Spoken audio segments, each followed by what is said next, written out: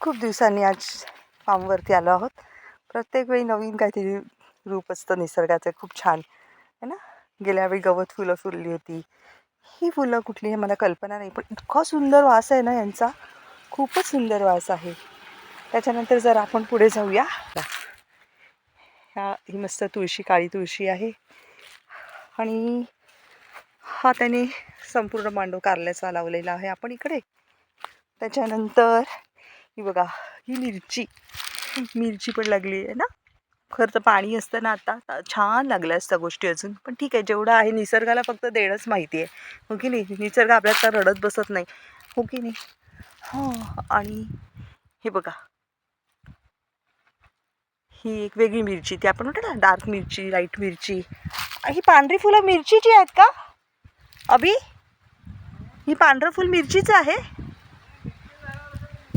हो, ही पांढरं फुल आणि इतकं सुंदर फुल, सुंदर. वा वा वा, ही मिरचीची फुलं एवढी सुंदर आहेत. वा वा वा, मस्तच ना एकदम.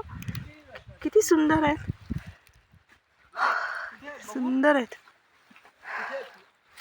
इथे बघ, ही मिरचीची फुलं असतात एवढी पहिल्यांदाच पाहिलीत मी.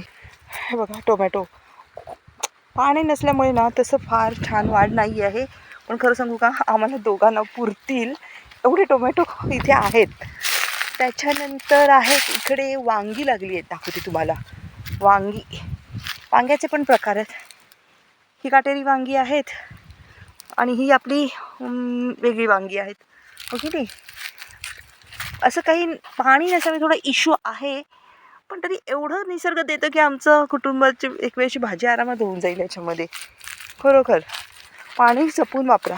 नेहमीचा आवडता इकडे लाल चाफा आहेच, आणि बऱ्याच दिवसांनी मला ना इकडे जास्वंद पण फुललेला दिसला. किती सुंदर आहे ना. आणि हा लाल चाफा आपल्या कोलारच्या आमराईतल्या झाडाचा पहिला तोतापुरी आंबा. छोट्याशा झाडाला पण कितीतरी पपया लागले आहेत.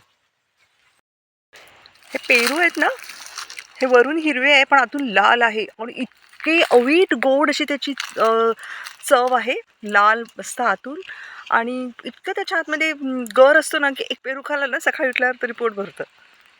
हे बघा, हे झाडाला रामफळ पण आले. बाबाने लावलं होतं ना रामफळ ते. आणि मिरच्या